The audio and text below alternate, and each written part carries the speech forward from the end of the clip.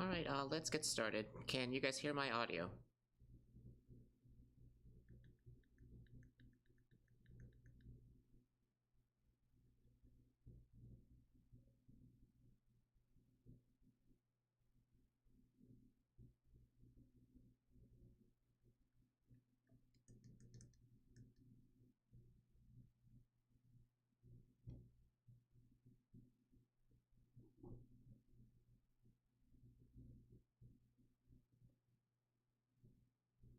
Alright, looks like we're good. So hello everyone, my name is David Rock. I'm here at the University of Maryland in Baltimore, Maryland, and welcome to Cytometry in R. So, we are now on our 10th week of the Cytometry in R course, and this is the official start of the Cytometry course section, which means we're about a third of the way through the course at this time. So in the very first section, Introduction to R, we are primarily focused on building a solid foundation of R skills while introducing basic infrastructure components, like how to handle and work with FCS files using the various bioconductor packages. Consequently, a lot of the previous lessons revolved around providing solved code examples, which we then walked through line by line just to see what they did. So while this remains very much helpful for those who are just getting started, which is the vast majority of our course participants, in every R journey there's a point where we start going beyond copying and pasting code and instead begin attempting to write our own code based on contextual understanding of where we are at, what we are trying to do, and we start relying on modifying code snippets that we have previously encountered in other situations, repurposing them towards accomplishing our new goal. So the gradual transition in how you approach the code is what I refer to as building a coding mindset. So with time and practice, you'll start noticing rather than verbalizing broad, I'm going to do this task kind of style goals. You'll start breaking them more down into different components. So you'll break them down from this big, broad overall task into a series of smaller steps, and then set out to try to complete these smaller steps, using your previous knowledge as well as a targeted Google search to be able to get past them. So while this may seem very much daunting if you have only started to code about 2 months ago, for those of us who are coming from the laboratory bench, it's kind of analogous to the point where rather than constantly needing to refer back to your printed laboratory protocol for each and every time you have to do a staining step or a wash step, you start instead remembering where you are in the sequence of events based on have you stained the cells as live dead, have you done the first surface stain, which of the perm wash steps you're doing if you're doing intracellular, where you start building enough contextual understanding of what you're doing and where you're at that little by little you have to less frequently refer back to your protocol. So with this in mind, my goal for this section is not to immediately shove everybody off the deep end of the pool only to watch you drown. Rather, we will continue building on the foundation we have been assembling while providing additional supervised space so that you can attempt your own ideas, which may or may not work in the very first attempt. So in terms of lesson formats, we'll be gradually shifting to accommodate this greater move towards coding independence over the next 10 sessions. So for the next couple weeks, we're going to start off by building out some of the tool sets that will be very much needed for the high dimensional and unsupervised analysis weeks. So we'll be continuing where we had left off last time with building functions, as we attempt to cobble together the various concepts we have previously encountered, with the goal of being able to downsample our FCS files to a desired number of cells, or alternatively a percentage of the actual cells present, for a given cell population that we have gated. Once this has been accomplished, we'll then explore how to concatenate these downsampled files together before saving them out as new FCS files, while still hopefully keeping the metadata correct so that we're able to visualize them correctly when we are using commercial software. So I have just updated the course as about 10 minutes ago, concluding the last missing bits and pieces for this particular lesson. So if you haven't yet done so, please go ahead and sync your forked version of the Cytometry in R course just to bring in those most recent updates. And once that's done, just go ahead and open Positron and pull those changes in locally so you have access to the code, to the data sets, everything that we would need for today. For those of you who are a little bit more on the visual learning side, I did a YouTube walkthrough describing all these different steps. So if you prefer to do that, please follow the link here. And then if you're following our course organization scheme, just go ahead and create a week 10 project repository, copy anything that you need over to that folder, which would help you avoid any merge issues when you're trying to bring in new data sets next time. So, why do we downsample? There are various reasons why we might want to downsample, i.e. subset our FCS files to a certain number or percentage of cells, especially in the context of unsupervised analysis. So traditionally, one of the main limiting computational resources that we had was rapid access memory, which was RAM. Many computers back in the day had a lot less RAM. They were like 4 or 8 gigabytes of RAM was all that was required. So especially if we compare it to the size of flow cytometry files, you are very much in a situation if you're doing anything computationally heavy, you're risking maxing out the available RAM and causing your software to crash. So in terms of working with larger data sets, downsampling allows you a more equal representation for all the files that you're interested in looking at in the subsequent downstream analysis phase without risking the issue of using up all your available RAM when you're trying to run either a t-SNE or a UMAP plot. Separately, some statistical analysis primarily work based off accounts. So when we are normally when we're using frequency based off of the pairing gate, we are standardizing in a way. In the same analogous way, some of the count methods also rely on having a fixed number of cells that you're providing to have the actual statistics work. Regardless of which of the reasons you are trying to downsample, there's a few logistics that we need to implement so that we're able to do a downsampling strategy in R.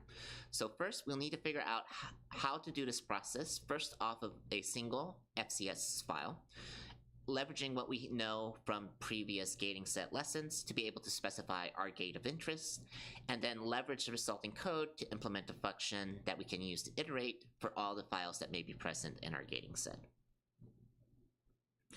So before we can downsample, we will first need to have our FCS files brought into R.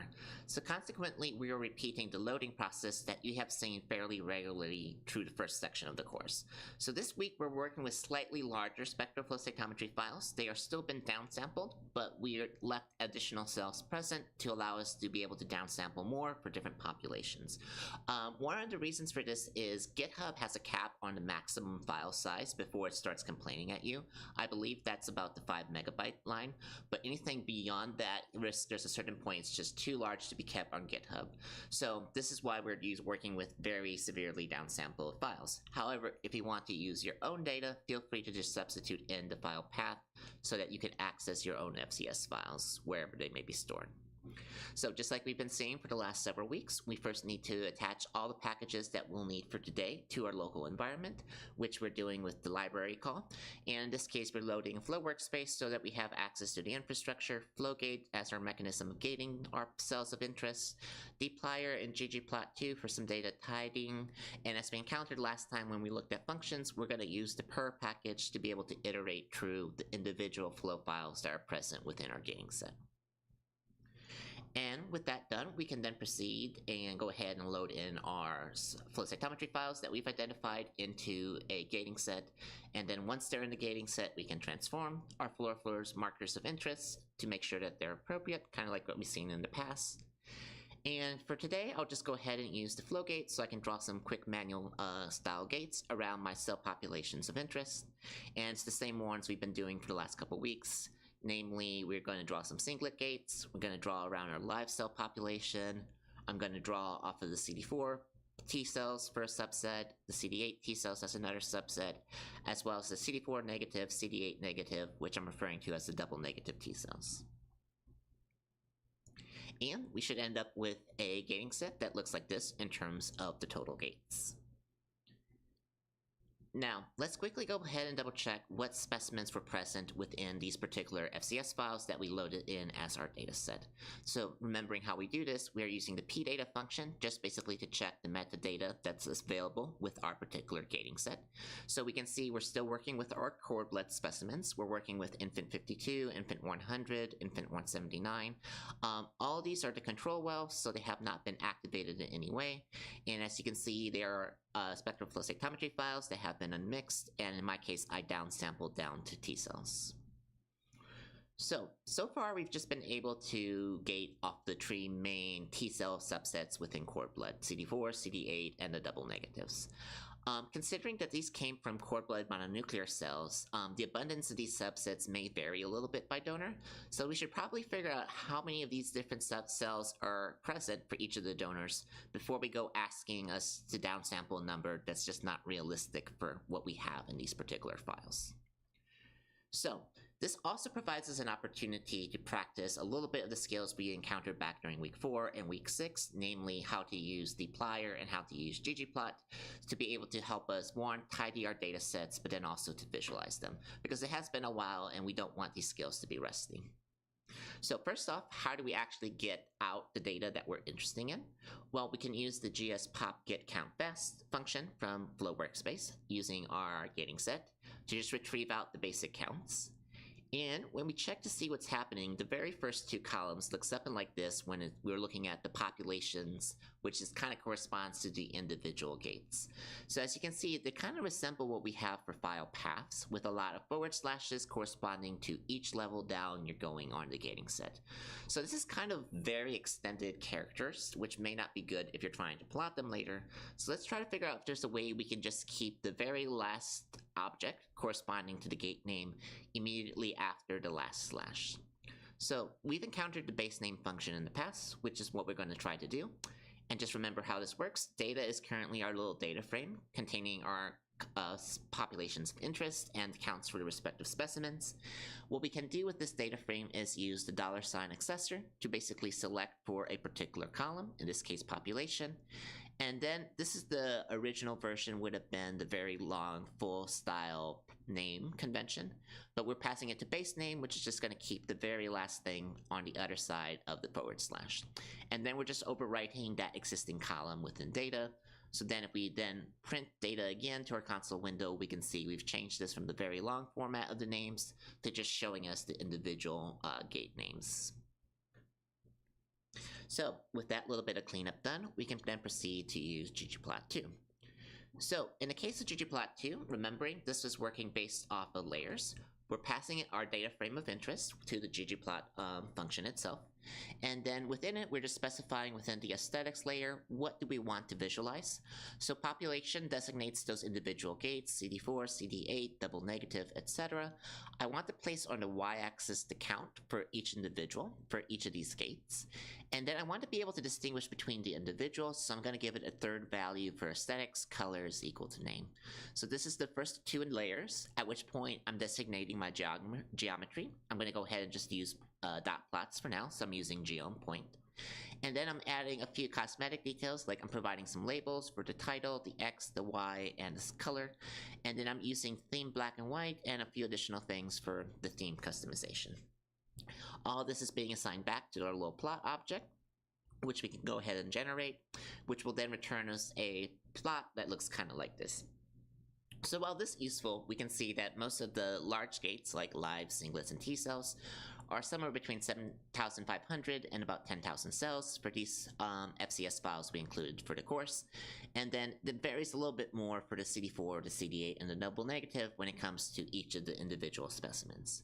Now, we've encountered the Plotly package a couple times in passing, especially in the website view of the course, but the Plotly package has a function called ggplotly, which will allow us to convert our static ggplot2 objects over interactive ones that are maybe a little bit more useful in this context.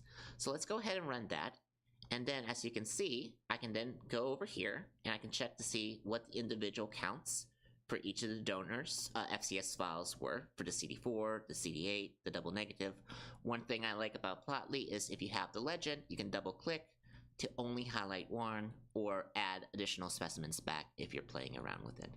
So right now, if you're thinking, all right, maybe we want to downsample our CD4s, we wouldn't want to provide a downsample number of 75 because that's more than all the actual CD4 counts for those respective specimens. But if we want to just have it equal across the board for everybody, we can see the specimen with the least amount of CD4s only had 5,100. So if we wanted to be equal amounts for every single specimen, we might need to provide like 5,000 for a count.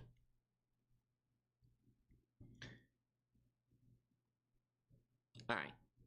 So now that we have our data set loaded in, we have all the prerequisites assembled within our local environment, let's actually start this process of like what I am calling building a coding mindset, where instead of just saying a broad goal of I want to downsample my FCS files, we actually break them into a smaller set of manageable tasks that we can then work through as we assemble a downsampling function.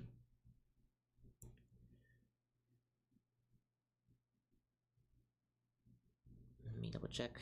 See, yeah.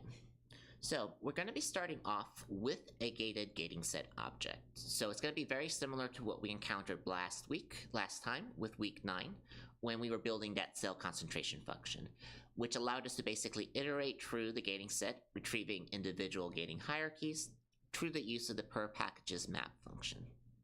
So once we have those individual FCS files isolated out and within the function, we will want to extract out the experts data, which is where those measurements for the individual cells are stored, kind of like what we may remember back to week 3 when we were exploring within the individual flow frame objects and seeing what those individual slots were.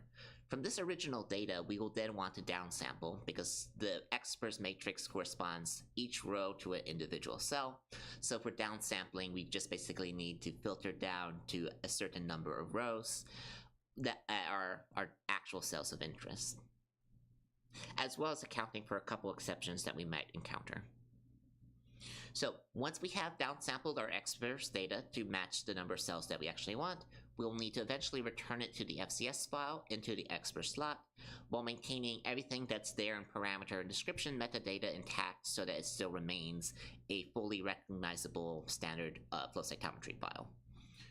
We would also then want to be able to export out this reassembled flow cytometry file using some modified name parameters so that we're able to distinguish our downsampled version from the original FCS file so that we don't accidentally end up overwriting our original data.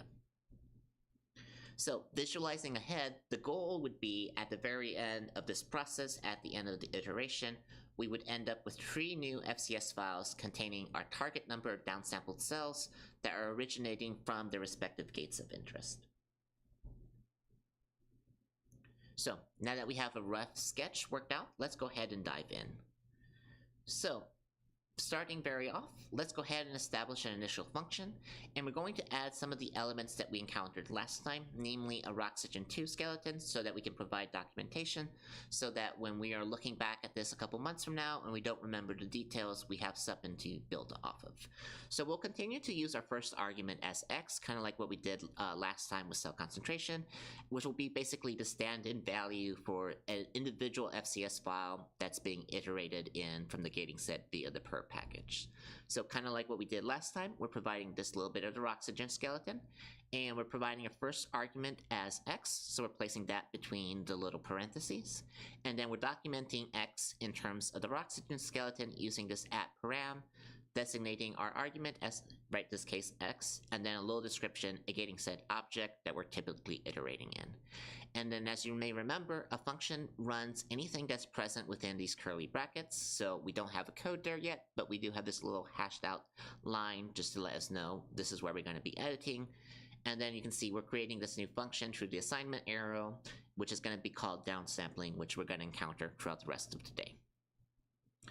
So a couple things that we didn't get to touch on last time was when we're function building, it's often useful to go ahead and highlight using your mouse pointer, and then run using either Control and Enter or Command and Enter, depending on your operating system, individual arguments that are going to be used for your function, which would therefore allow you to be able to build within it.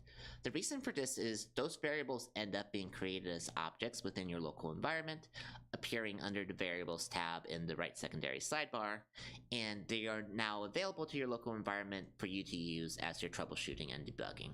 So let me show an example for cell concentration last time. So if you may remember, we wrote out the function, and then all the lines of code that are corresponding to that function are present within. But this function is expecting these 3 arguments, x, subset, and dilution multiplier. So we need to make sure when we're troubleshooting something that these actual arguments have objects that are similarly named in the actual environment. So you can kind of see right here, I just went ahead and created these so that x, subset, and dilution multiplier are now present. But once that's done, all the contents that need to go into the function are present. So all I need to do is either highlight this line of code and run it, or alternatively, if I'm clicking on the correct line of code, click on it, then do Control and Enter or Command and Enter depending on your operating system, and that would also create date in your environment, which you could then repeat the process of running the next line of code within this function. You'll get instrument serial created, and this is kind of the process of being able to build out your function as you go, without having to worry about rerunning the function in its entirety and then running your output command line to be able to get to what you need. So it's a little navigation as far as trying to make things a little bit easier on everyone. So remembering back to last week, we were iterating in a gating set using the per package with the goal of getting a gating hierarchy that would contain a single FCS file, which would be similar to if we had used the double square brackets and then the index position on our gating set. So you can see if we were just doing this in our regular console window, if we took our gating set, double square brackets 1, we get back this object X, which is showing up as being a gating hierarchy object. So when we're setting off and building anything new in terms of a function, we want to make sure the same thing we're iterating in is the same thing that we're actually planning to use, or else we'll encounter little error windows, little error responses that won't quite make sense just because there's a type mismatch. So what we can end up doing is for this first one, we can just double check to make sure that what's being iterated in is actually a gating hierarchy. So in this case, you may remember we've using our type checking functions, either class or str. I'm just placing them in place as our first line of code within this function that we're creating. And since the only thing being passed to the function at this point is the argument x, which is going to correspond to hopefully our individual flow cytometry file, we're just going to go ahead and place this in x. At this point, we need to actually create the function in our environment. So if you're within Positron or RStudio, you can hit the run code chunk option. Alternatively, you can just highlight the entire function and hit Command Enter or Control Enter depending on your operating system, which will then get this to visualize and you'll be able to use it. And sure enough, if you then go ahead and run class of X, you can see it is a gating hierarchy, which means it is correct as far as what we expect to see. And let's just double check it once again. So remembering from last time, when we're iterating using the per package, either the walk or the map functions, we're providing a .x argument, which is the thing that you're iterating through. In this case, we're iterating through our gating set, and we just want to see the very first object of our gating set. That's why we have this little square brackets 1. And then as we're iterating through this, it's being passed off to the .f argument, which is our function that we're building. So that's downsampling. So this is our checking just to make sure everything's working line. So we can run map and we can see that sure enough, the first object in our gating set is being seen as a gating hierarchy once it's present within our function. So now that we know that we have the matching corresponding unit that we need for the rest of our process, let's go ahead and start modifying more of the internal code within our function. So working with an entire FCS file, we want to be able to downsample a designated cell population that has been gated of interest to us. So we need to subset from that original XPERS data frame just the actual corresponding rows that belong to either the CD4 population or the CD8 population, rather than doublets, debris, anything else that might be present. So this is kind of similar to a line of code that we used last time in cell concentration, because we also made it gated population specific. So rather than try to write this out from scratch, what I always recommend is rely on code that you have already done. Find where you have it, copy and paste it into your new function, and modify it as you may need to. So in this case, I went back to what we had for week 9. I just copied in this exact same line, pasted it in. So as you can see, what we used last time was basically gs_pop_get_data from the Flow workspace package, which takes as inputs a gating set and then the name of your gate that you want to subset by. So that's what it needs to actually run. But remember, we're writing a new function. So far, we only have one external argument that we're providing in the form of x. So we actually do need to add subset as our second argument so that we are actually able to change this and the function doesn't error out. So let's go ahead and do that. So I have added subset now within the parentheses. which allows it to be recognized by our function. And then I'm updating the documentation by just copying and pasting in the Roxygen skeleton for subset from last time, since they're doing essentially the same purpose. Alright, and now, the most importantly, we've made changes to this function, but we haven't yet rerun this code block, which would actually refresh it and update it within our local environment.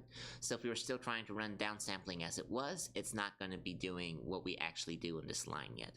So to actually refresh our function, we just need to rerun the code block right here, or highlight everybody, Control Enter, just to make sure it's now been updated within our local environment. And then once that's done, if we check the right secondary sidebar, we can see under functions, it's now also showing the subset option as an argument.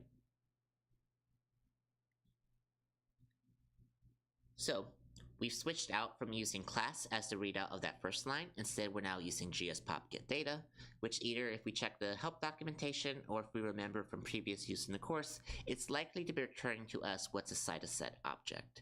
So sure enough, if we now run this updated downsampling function, it comes back, it shows the kind of standard printout we would see for a cytoset, which, as you remember, is basically the multiple flow cytoframes or flow frames together become the set objects within the flow workspace.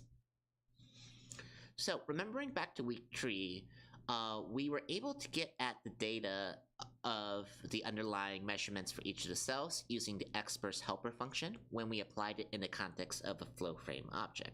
So right now we don't have a flow frame object, we have a cytoset object, so this may not work, but let's go ahead and test it just to see if this is going to allow us to similarly be able to retrieve out the underlying measurement data for all the different floors.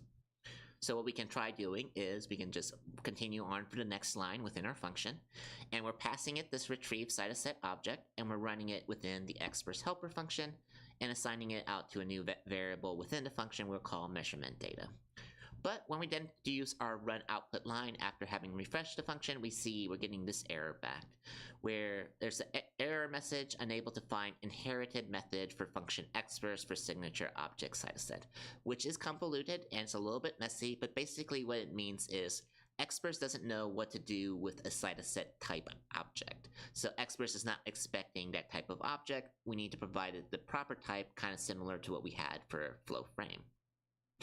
So there's some type mismatch in this context. So basically what's happening is instead of a set object, it's expecting a frame object. Now this can be either a cytoframe or a flow frame, that doesn't matter as much. So we basically need to go down one level. So instead of working with the set, we need to break open the set to just work with the individual object. Now we iterated in, so our cytoset object is only a cytoset of 1. There's only one FCS file present, but there's still a type mismatch which is causing the issue. So fortunately, the way to get around a cytoset and break down into the next level down is kind of like what we saw for the list notation, where we're using those double brackets 1, which are going to be able to go down one level and return us the smaller object. So in this case, we're just modifying that last line, so events in the gate is our cytoset, but in combination with square brackets 1 here, this becomes the cytoframe object, which is recognized by experts. So sure enough, if we refresh our function and then run our output line, we can see that sure enough, we're getting the underlying MFI data for this particular FCS file. So success, we have finally retrieved the underlying data when it comes to the T cells. But let's do a quick sanity check just to make sure that the numbers we're retrieving out are actually making sense. So we haven't encountered this function yet in the course, but summary function works on either matrices or data frames that contain numeric values, and it kind of gives you a summary of the different percentiles of the different measurements for each of the columns. So since the measurement data is probably a matrix, let's just go ahead and run and check. So we're just once again adding a new line, we're using summary, we're passing it the object we have just created inside the function, and when we check, we can get back this little summary output. So if we're checking it, we can see time, it's going up linearly, which we would expect for a time column in an FCS file. We can see quite a bit of variation when it comes to our side scatters or forward scatters, but then when we come down here to the floor, something doesn't quite look right. So if we look at Pacific Blue, the minimum value is only 1234, the maximum value is only 3400. If I think of like P or something very bright in my spectral flow cytometry file, the minimum is only 771, the max is only 3,391. This doesn't look right, especially when you consider spectral flow cytometry data often has a lot of negative values. So what's going on with this particular case? It looks too linear style in the range. So we recall back to week 7 that unlike many commercial softwares where transformation is applied on top of the existing data, transformations in the context of R are applied directly to the underlying values.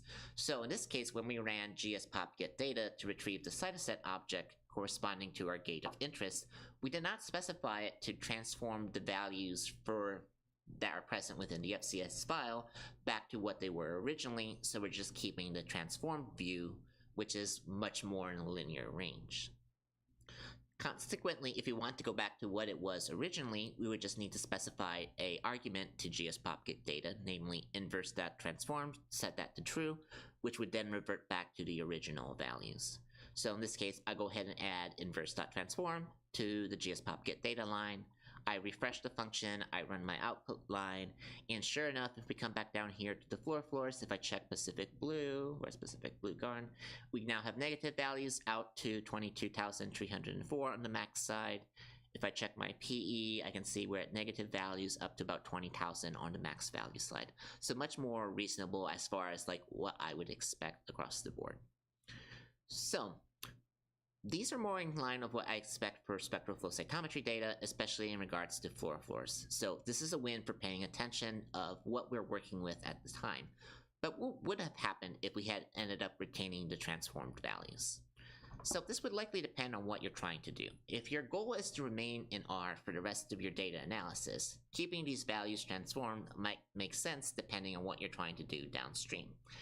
Vice versa, however, if you're exporting out the data as new FCS files, it's likely that you or somebody you collaborate with is going to, at one point or other, open these files within commercial software.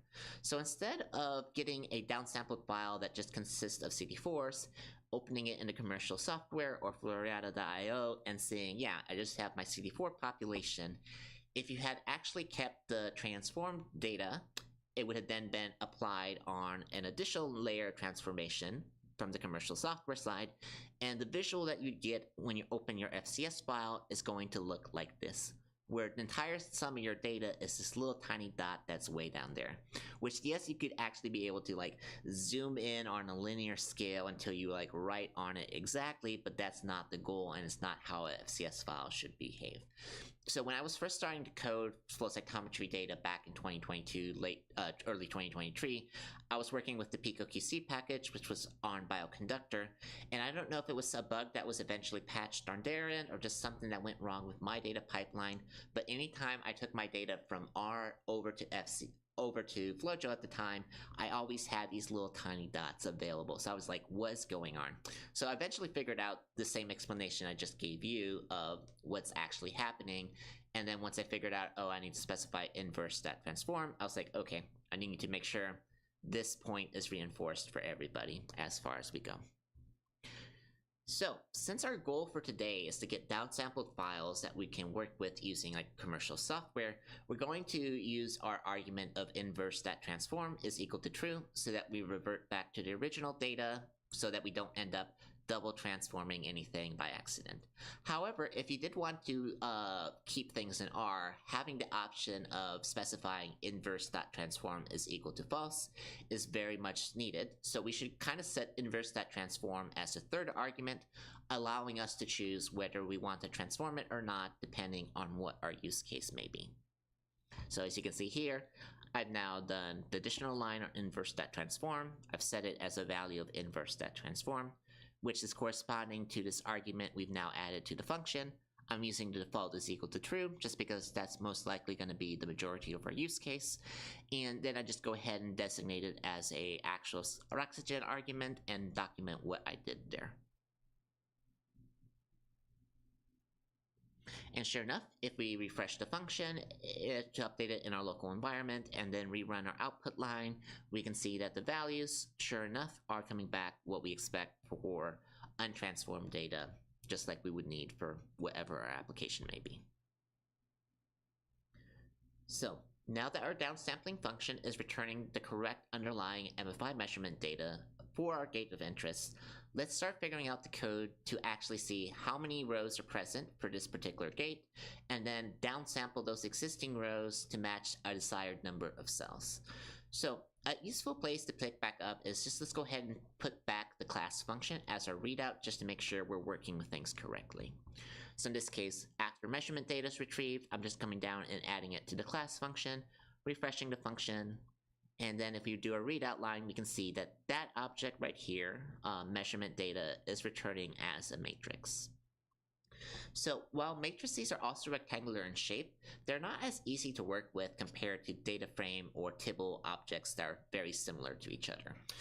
This is partially because matrices are not able to handle character style values very well. So let's go ahead and convert our matrix over into a data frame, which we can do using the as.data.frame function, which we're just going to go ahead and do as this additional line.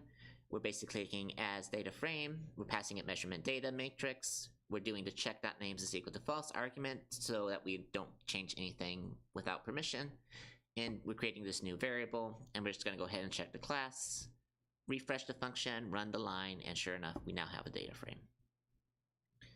So now that we have our data frame, we can use a lot of the other functions that we've encountered. So let's just go ahead and instead of using class as our final readout function, let's go ahead and put nRow in. So at this point, we can figure out how many actual rows are present within our measurement data frame.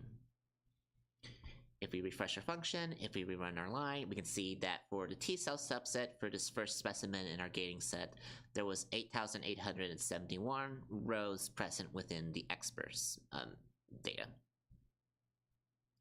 So now that we have access to the data frame with the corresponding number of rows, with one row being equal to one cell, we're actually at the point that we're able to figure out how do we want to downsample.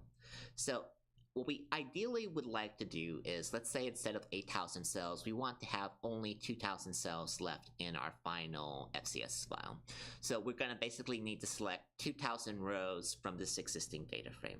Now, we don't want to just grab the first through the 2,000th row, because that's not going to be representative of the whole sample, and it's going to be not randomly drawn, and you're not going to be quite as well off as you would be versus if you were randomly selecting each individual row and only selecting a row once, not accidentally selecting the same row multiple times. So fortunately, dplyr has a function called slice_sample, which is set up to kind of do this exact same process, allowing us to select a certain number of objects and either do it with replacement or without replacement, which in this case, we don't want to be replacing by grabbing the same row twice. So what this is going to look like as we scroll down is we have the little slice sample line. We're passing it our data frame. We're passing it a number of cells that we actually want to select. So that's the fourth argument in our particular line. This is going to be downsampled count. And then downsampled count, we've updated the documentation for it, and it's being passed into slice sample. And then sure enough, for downsample count, we're setting replace is equal to false, so that it's just randomly selected once, and we're not double counting the same row multiple times. With that done, we just need to refresh our function, run the line again, and sure enough, in this case, we're subsetting based off of T cells. I want downsample count equal to 1,000, and we're able to subset down to just 1,000 rows randomly selected from the original data. Seeing as we're now getting closer to the end for the downsampling function, let's go ahead and switch out nRow back to the return function, which will just give us back the last thing that's present, or whatever we designate within the parentheses. So let's go ahead and also, to make things a little bit easier, just set our downsample count equal to 10, so we're not spamming the slide with like 1,000 different rows that are not necessarily needed. So at this point, we've modified our return. It's returning to us our downsampled data frame object. We are refreshing the function, rerunning it again. You can see it's returning to us just 10 rows corresponding to the individual values for the experts data. So we have successfully been able to downsample a given cells that we're interested in for a particular game. So all in all, our downsampling function appears to be in working order. But before we move on and start figuring out how to convert our data frame back into an FCS file, there's a couple things we might want to consider. So as we saw, the counts were fairly similar across the board when it came to our T-cell scape. Where if I think T-cells are over here, you can see that they were all roughly in the 8,000 range for T-cells. But on the other hand, if we think over here like CD4 or CD8, there was a little bit more of a spread going on for the individual specimens. So you might wonder, what happens if you are asking for a downsample count that was greater than the actual number of cells that are present in the specimen? Would it work? Would it return to you an error message? What would actually happen if that scenario occurred? So what we can do is let's go ahead and check the CD8 gate using a count of 2500. This is going to be a lot more than what we have for infant 179. And then we're just going to modify our existing function back to n of row just so that we're able to evaluate. So if it's able to successfully downsample all the cells that are present, we should get back the actual count for 179. If it's doing something very odd, you might get back 2500, whatever the case may be. It's something worth checking. So once again, we are just modifying out the little output for n a row just to see how many rows we actually end up with. And then when we check it, we can see that when we are subsetting the CD8 population for each individual gating set up to 2500 cells, we can see that 2 of our specimens didn't have 2500 but did return all the actual cells that were present, which is a behavior that we actually want because we don't want it inventing cells that are not there. We just want any cells that are present actually returned. And that's partially because of the default behavior that slice sample has. So that's one worry off of our list. Alternatively, we may want to retrieve a certain percentage of cells from within the gate for a given individual specimen rather than a fixed count. So while we could just write this out as a completely separate function to allow us to downsample based off a proportion, the smarter way to basically avoid copying the code multiple times, instead reuse your existing code, would be through the use of a conditional, which we encountered back during week 2. So things like if, else, or if else. So one way that we can implement it without actually adding in additional arguments would be, if we think of our current downsampling mechanism, we're providing downsample count a actual number of cells, 10, 100, 10,000, whatever the case may be. But if downsample count is equal to less than 1, it would basically kind of be a stand-in for a downsampling proportion. So for example, if we gave it 0.1, that could correspond to 10% of your cells, 0.5, 50% of your cells, etc., etc. So obviously this would work and we can modify the function, but it's not something that would be immediately obvious when it comes to downsample count as the form of an argument. So this is very much the case where you would definitely need to update the documentation, not only for yourself, but for other people, because it's not immediately obvious from the argument name what you're doing with this particular case. So let's go ahead and do that. We're going to say change the at param for downsample count. We're going to say it if the value is less than 1, subsets out the equivalent proportion for that specimen. And then we're using our conditionals, which you may remember. If is basically if any value between these two parentheses is equal to true, that conditional becomes active and the lines of code between the curly brackets will then be run. So let's say we say if downsample count is equal to 0.1, 0.1 is less than 1, so this is evaluated as true, which makes these lines of code active, in which case events in the gate was corresponding to our cytoset object. We're able to get the actual count, the original count that's present, and we're doing a conversion to numeric just in case anything's odd and showing up as a character value. So this is actually a numeric count corresponding to the original number of rows.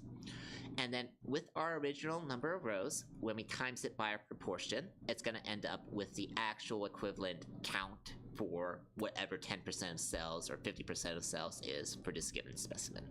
And then we just need to round it, and then we can use this now updated count as the actual downsample count when it comes to slice sample. So now that we have correctly calculated out what the equivalent proportion count would be, we assign it to downsample count, and then it comes back here and plugs directly into place for downsample count, overriding whatever our existing one was at that stage, which is how we can go back in and get a proportion of cells. So let's go ahead and run this function again, and then run our output line. And in this case, we still want our CD8 subset, but we want 10% of the cells that are CD8 for each individual specimen. As you can see, it's actually coming back kind of like what we expected based off of the plotly data. We got 247 cells back, 303 cells back, 166 cells back. So with that, the beating heart of our downsampling function is now properly set up and working and retrieving the underlying experts data for whatever cell count that we're actually interested in. So we should probably at this point start figuring out how do we actually get it back in a format that we can use. So far, we've extracted out the experts matrix, we've subsetted it down, we could put it back into the FCS file as it currently is, and then just write that FCS file to a specific folder location. This would allow us to use it for subsequent use cases that we may not need today within this R session. We would still need to make a few adjustments to the FCS file metadata so that we are properly documented that we have changed this file, that we have subsetted it down, and also to avoid accidentally overwriting our original data that generated this. Alternatively though, if we wanted to remain in R, maybe we want to instead just return the data frame object at the end of the downsample. Or maybe we want it back as a flow frame or a Cytoframe object, which would also have the corresponding metadata for this individual sample. So let's tackle the main goal, which is getting out this downsampled output as an FCS file, and then add additional conditionals later on to allow us to extract it as a data frame or as a Cytoframe. So, if we think back to week 3, we know that FCS files in R are represented in Flow Workspace at least as a more complicated S4 object known as a flow frame that contains 3 slots, namely expers, which is what we've been manipulating today, which contains the underlying measurement data, parameters, which generally contains general fluorophore or marker panel style info in the form of a data frame, and then our description / keyword list, that is all the other metadata that will vary depending on your instrument manufacturer. So far, we haven't done anything in terms of changing the number of parameters, so we haven't changed the number of columns that are present. So we don't need to make any changes to the actual parameter slot. But we would still need to swap out the existing experts matrix, that is the original version of the file, and replace it with our downsampled version. Similarly, good reproducibility practice means we should also update the additional keywords to make sure that we're not confusing the FCS files with the originals, so we may need to also still make a couple changes to the description keyword slot. So let's go ahead and revert all the changes we've already made. So our subsetted data is now in a data frame. To go back into the FCS file, it needs to be as a matrix. So we can revert this process using the as.matrix function. So as you can see down here, now that we have the downsampled data frame, we're passing it to as.matrix, converting it back over into a matrix, and our readout is just double checking on the class. And sure enough, we have matrices available again. And we need to also get those other additional components. So the matrix itself is just the expers, but we need to have a stand-in for parameters and a stand-in for description list. These can just be the exact original, but we'll need to actually be able to break them out. So far, we've been working with a Cytoframe object. And as you may remember back to week 5 when we're talking about the differences in GatingSets, Cytoframes are working through the use of a pointer system, so they are living in your actual computer memory, only being retrieved when they're actually needed, compared to a flow frame, which everything is actively loaded into RAM. So in this case, since we're trying to actually retrieve the underlying data, we need to have everything more in the flow frame format so that the flow core helper functions, parameters, expers, and keywords are able to appropriately access those corresponding slots. So, in terms of what we're working with, we had that original file when we brought it in was events in the data. This was our cytoset object. Remember, when down over here, we did events in the gate double square brackets 1 to break it down into a cytoframe. We just basically need to be able to convert that over into the equivalent flow frame style object. So in this case, we're doing events in the gate instead of double square brackets 1, which would have returned it as a cytoframe type. we're specifying return type is equal to flow frame, which is going to return to us the flow frame style object, which is living in our rapid access memory, our RAM. And then at that point, we can use the helper function's parameters on the flow frame to retrieve out the original parameters, as well as the original description slot keyword to retrieve out the individual keywords. And now once again, if we run, we can see that very last one we had was the parameter slot, so it's giving us some of the readout of what we saw back during week 3 in terms of the readout we see for parameters. So now that we have our modified expers and the original version of the parameters and the original version of the description list, we can cobble these all together and try to make out a new flow frame object. So the way we do this to create a new flow frame object is using the new function right there. And what this is going to look like is we retrieve the 3 individual pieces that we need to create a new flow frame, and we're providing them over here to new. We're asking it to build us a flow frame. And we're saying for the expers slot, use downsampled matrix, which is the values that we have isolated. Original parameters are being passed to the parameter slot. And then original description is being passed intact to the description slot. This is creating a new FCS variable, which is then being returned. So if we rerun our function and rerun our output line, we can see we're getting back now a flow frame object. And as you can see, we asked it to downsample CD8 for this first specimen up to 2500. This specimen didn't have 2500 CD8s, so it gave us back to 2473. But you can see it still has the original name, it still has the original parameters, and it still lists the original keywords. So we have been returned a standard flow frame style object.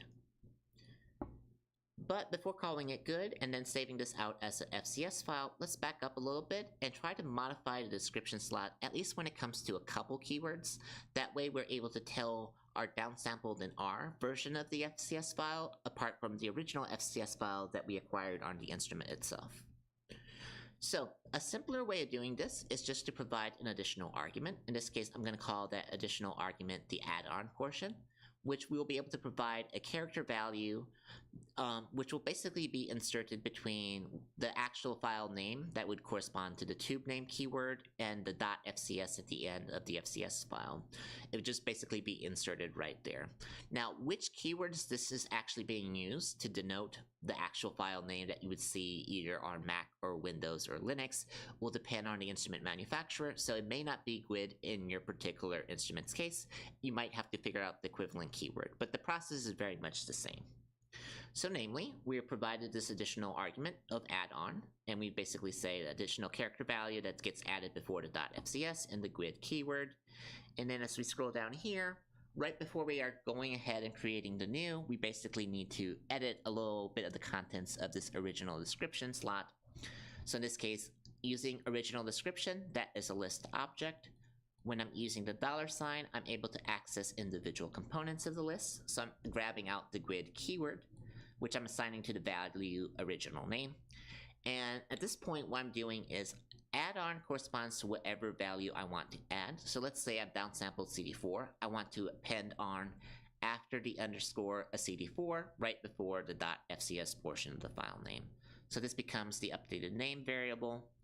And then because original name will always be quite varied, it will not be something that's constant. I'm basically just going to use the sub function, which we've encountered in the past, and substitute anything that matches the .fcs pattern for our new updated name, which expands it out a little bit, and then this is the original name object being modified at that point.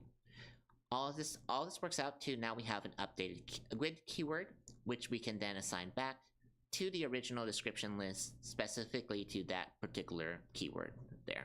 So this overwrites it in the process.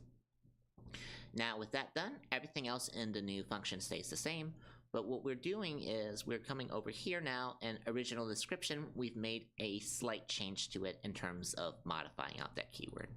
So now we can go ahead and hit run the function again, make sure everything is updated within our local environment, run our output line, and as you can see here, the original name was tcells.fcs. In this case, since I'm grabbing my CD8 subset, I've specified add on this character value right before the .fcs, and it added that underscore CD8 to the name. So now we have at least one keyword by which we can tell apart the original file from our modified file. Alright, now that we have a assembled flow frame with at least one keyword that's different, we are ready to actually be able to export this out as a new FCS file. So if we're exporting it out, we're likely going to need to have a file path to our particular folder that we want it to be stored in. So that will require an additional argument to be added to downsampling.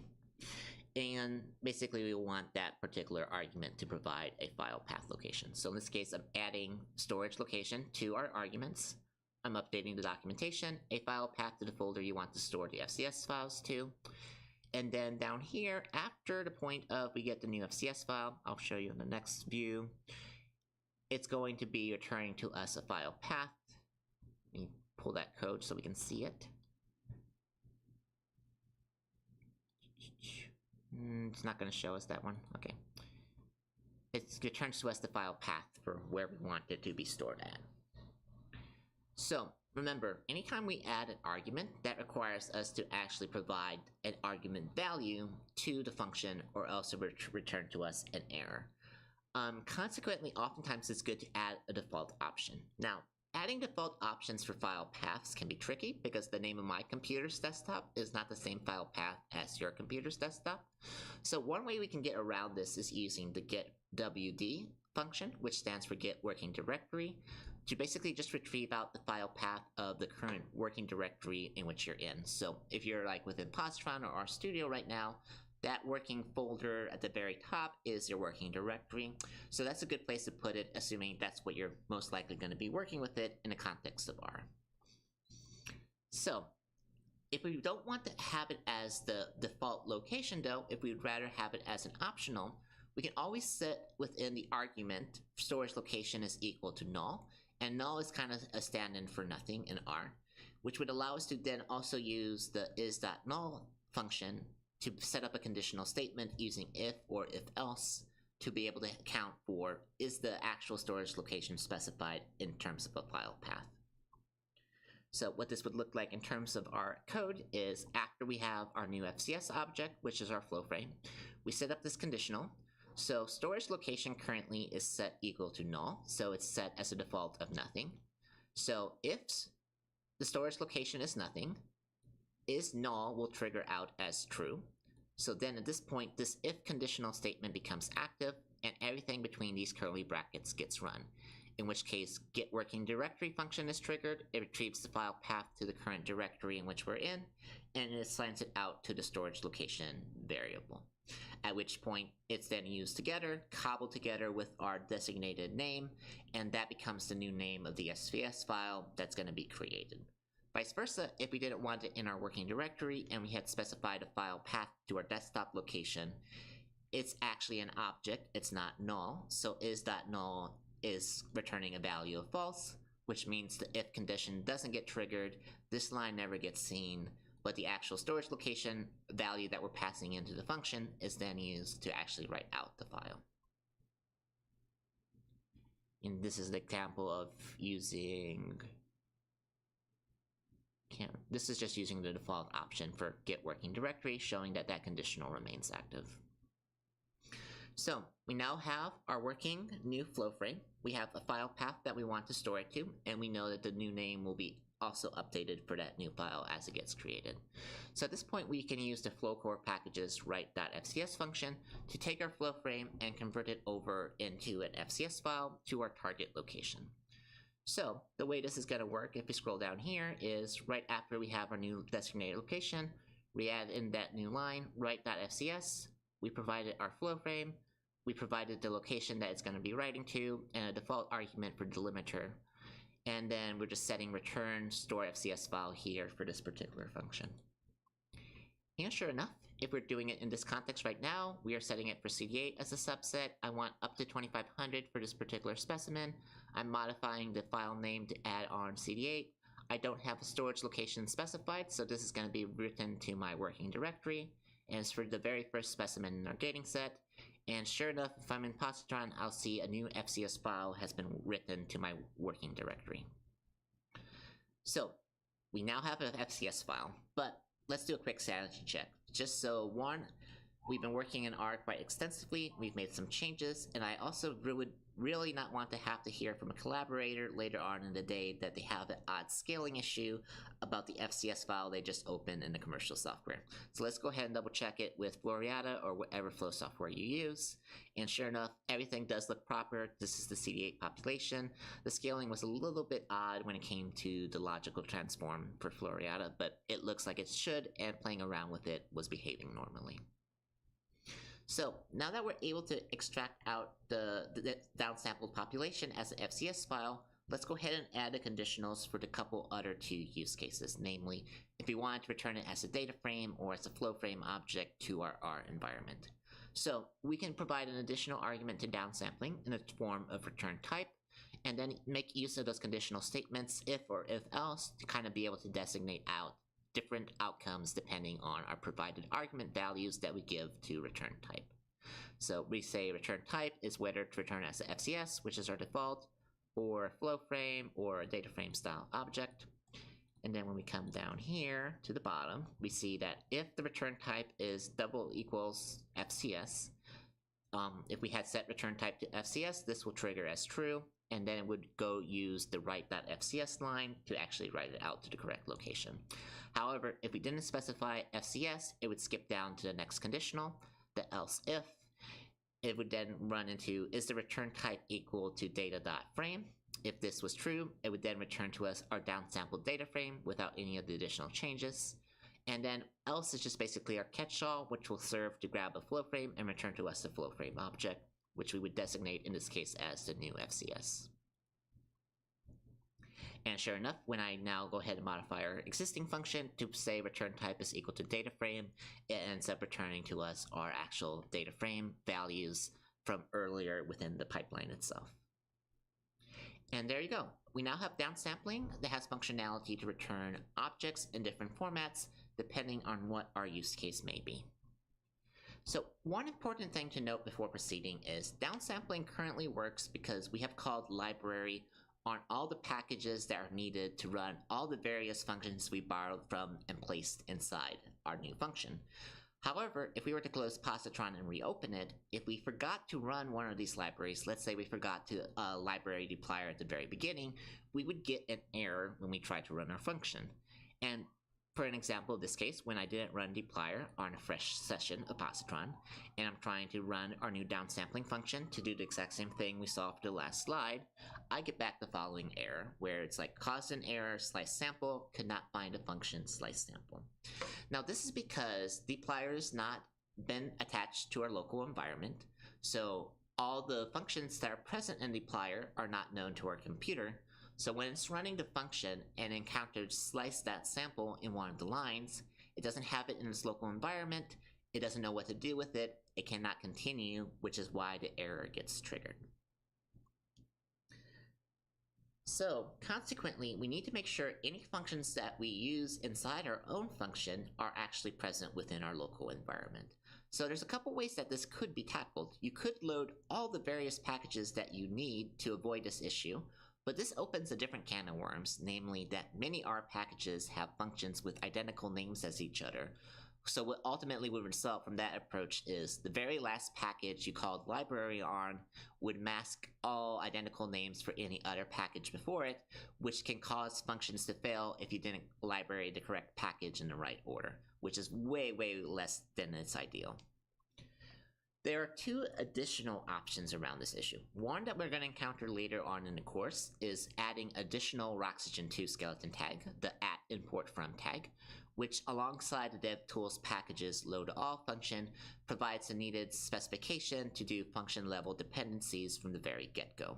However, this one requires a couple additional setup steps, so for now we won't be using it, but instead we'll use a default using the package name function name approach, which we've encountered in passing like just today with the Plotly package using ggplotly, where basically we're telling, through the use of the : we're telling R, yes, this actually does exist, please find this package and retrieve that function right there.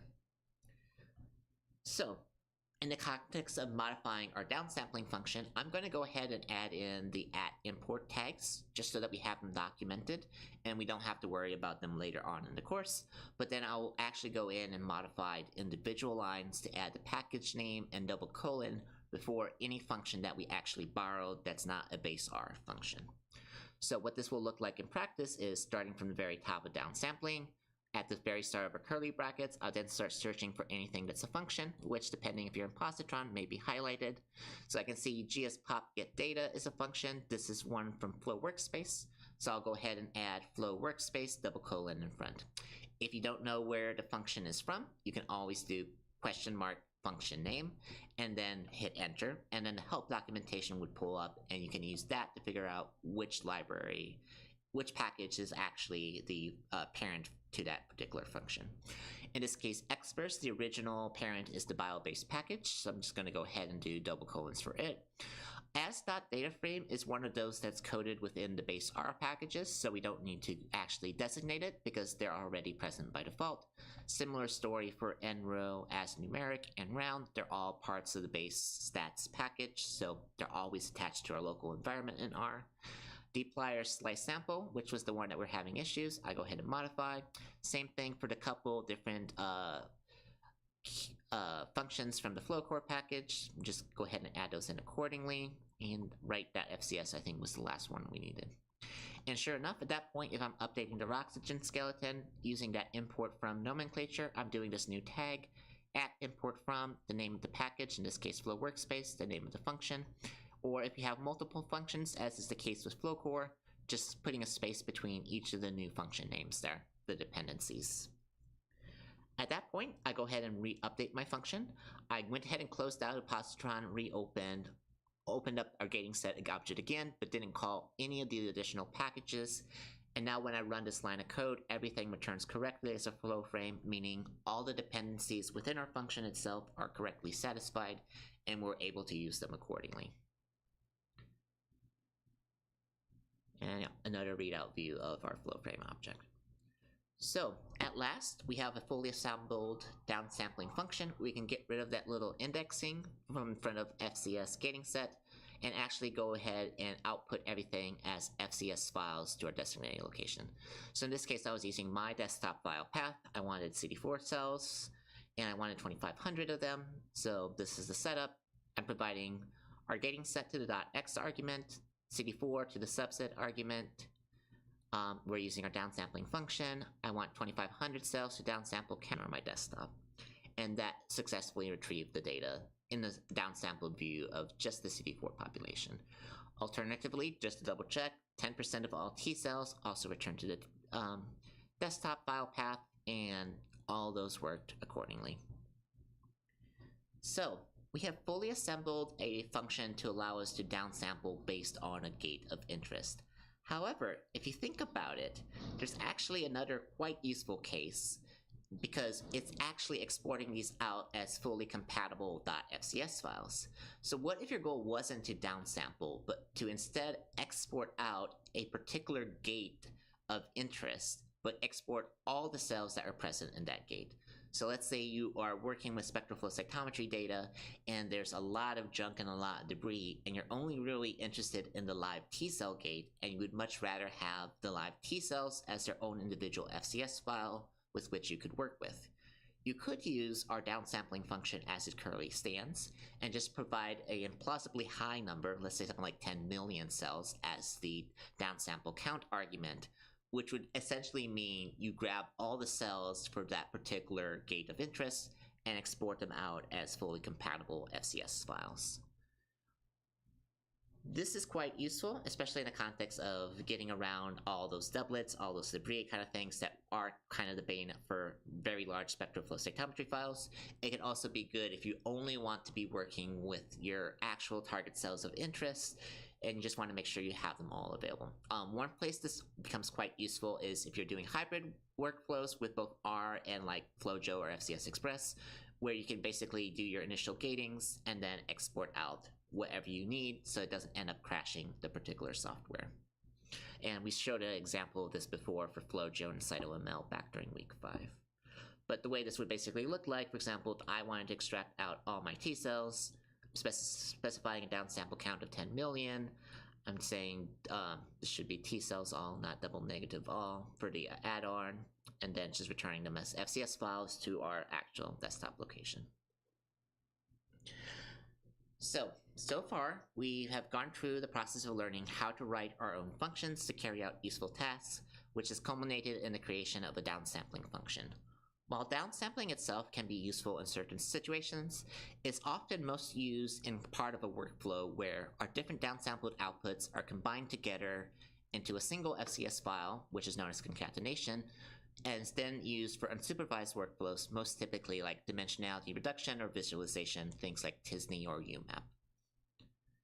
So unlike downsampling, which is mostly working within the context of inside a single FCS file one at a time, to downsample, you kind of have to retrieve all these individual outputs from for a concatenation, you would have to retrieve the individual downsample outputs for each of the FCS files in your gating set, and then combine them together before placing them in a new FCS file.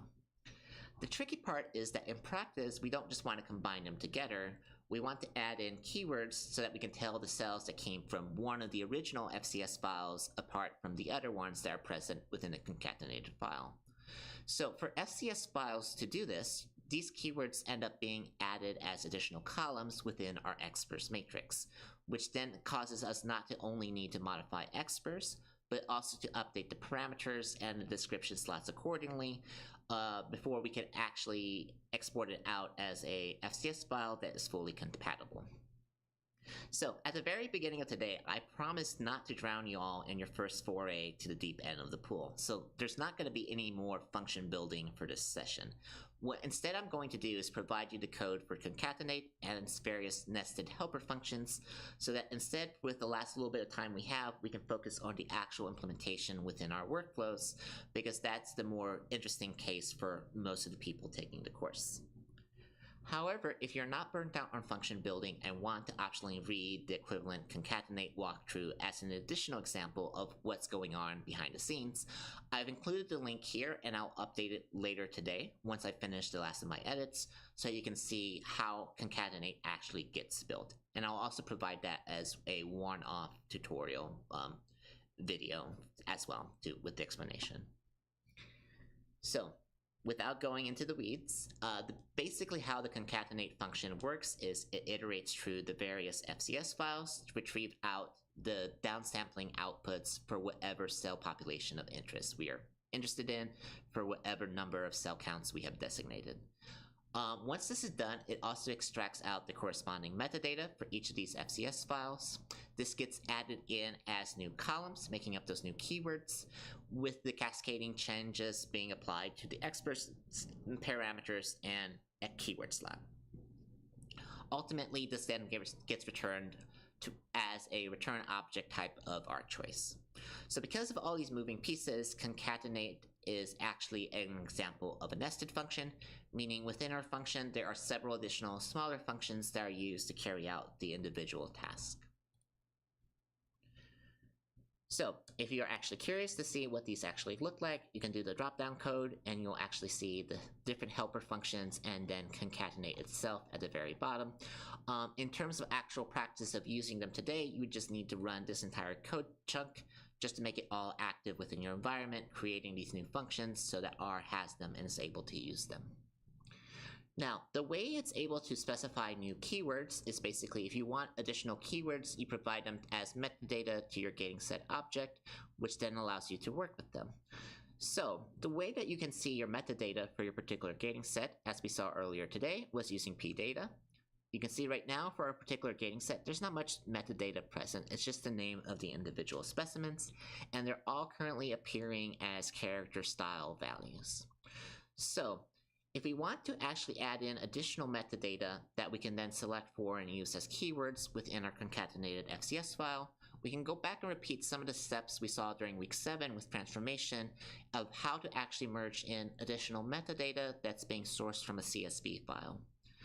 So in this case, for week 10 data, there's an additional CSV file in that same data folder, We can identify it through list.files, we can read it in with read.csv, and then we can kind of see there's additional metadata for this particular cohort, looking at the condition, everything was control, infant sex, where it's male, female, HU status, which would have been for this particular cohort, HU, HU low, HU high were the three different parameters.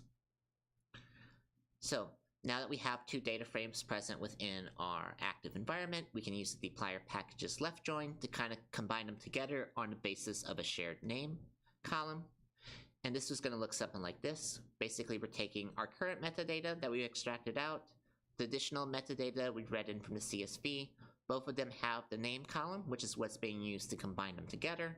We're ending up with a much larger data frame, updated metadata, which we're then assigning back to pdata SFC gating set to overwrite the existing metadata. And now when we run this, we can see the actual metadata for the individual specimens is also present. So with the metadata now being updated, with all our gating sets assembled, we can then now be able to provide which of the columns of metadata do we actually want to include as keywords when we are running the concatenate function and creating a new FCS file.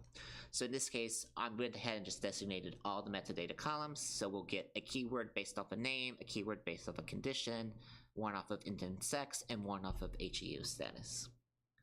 So we have our functions, we have our updated metadata, and we have our assembled gating set object. Let's go ahead and concatenate together gates of particular interest. So for this example, let's say we're targeting 2000 CD4 T cells. We want to append 4 keyword columns and have our return everything as a flow frame object. So in this case, we're passing off to concatenate the function itself. The GS argument, we're providing the name of our gating set, so SFC gating set. We're designating our subset as CD4. We want add-on of equal to CD4 because it's still running downsampling internally. We want those 2000 cells. We want all these 4 columns of metadata. We want it as a flow frame back, and we want to call the new file name concatenated CD4. And just as easily, we can also repeat the same process when it comes to running a FCS file. We just end up changing return type to FCS. And sure enough, because I didn't specify a storage location, it's ending up in my working directory, so we can see we have that file created. However, as always, we want to make sure that everything is working as we actually thought it was going to be working in our heads. So let's go ahead and double check to make sure that when we visualize the data that we're actually seeing the original data in its correct form, as well as the new keywords that we have added in. So this was me opening that created file within Floriata, and HEU status is now as a keyword. Each of these basically a stand-in for 1000, which is also provided within the description list. So yeah, this did actually correctly provide us a concatenated file that we're then able to work with subsequently. Likewise, if we were interested of combining all our rare cell populations that we're interested in, regardless of how many cells are present together into a much larger file, just like we did with downsample count for downsampling, we could do the exact same thing here. So if you're interested in a very rare memory T cell population, you just designate that gate and you combine all those rare memory T cells across your entire gating set together into a single file. And this was the example for CD8 where it was not quite where we did the 10 million one to grab all of them together across the board. Alright, so over the course of today, we created 2 very large functions, downsampling and concatenate, plus several helper functions as well. While they're all currently active in our environment, what's the best way to actually be able to reuse these functions for a different project on a different day? What's the best way to make these available in the shortest amount of time? So one approach I often encounter when reading other people's code is all the functions they create get added into a code chunk at the very beginning of their Corel Markdown file, so that as it starts running, all of them are activated in your local environment before you start running into your own lines of code. However, if your functions are particularly lengthy, you're going to have to be scrolling down quite a bit in the document before you actually get to the code that is what you're working with. So this is a little bit of a downside as far as like placing everything in at the very front. The approach that we'll be using over the next several weeks of the course is to basically, we're going to place our completed functions into their own respective .r files, and then place these individual function.r files with each other together in a R folder, which we'll keep in our working directory. So if you think about today's functions we created, downsampling and concatenate, this is going to look like this in our positron window, where within the R folder we now have concatenate.r and downsampling.r. Subsequently, to actually be able to load these into our local environment, all we would really need to do is the combination of the walk function from per alongside source to be able to activate all the R files that are present within this particular folder. So for this example, you can see I have designated my file path to the R folder. I have used list.files to basically list all the .r files that are present. And then since this is now all the individual .r files, I'm using per's walk function because it's a little bit quieter to iterate through those identified files, and using source just basically to attach them to our local environment. Which then, if everything works out, would just basically immediately read, and you now have all these functions get created right off the bat without actually having to think about it, without needing to highlight them all and run them individually or sourcing the individual files after opening them.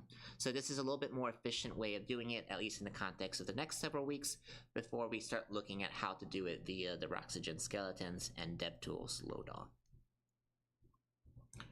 So, in this session, we picked up where we left off during week 9 and continued to gain additional experience when it comes to building useful functions, primarily in the context of working through the assembly of the downsampling function, which we use to successfully downsample and export particular cell types of interest based on our GatingSet objects.